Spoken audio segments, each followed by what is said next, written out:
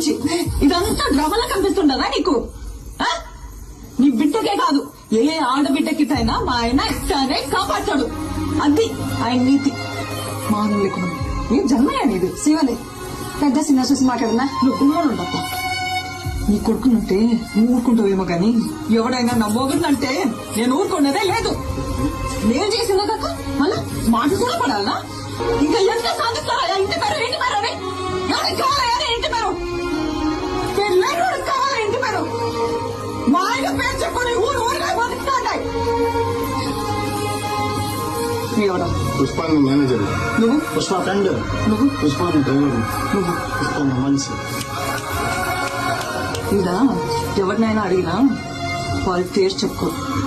పుష్ప మంచి అని చెప్పుకుంటారు. ఇదంతా ఎందుకయ్యా? ఈయనెవరు? పుష్పాలన్నా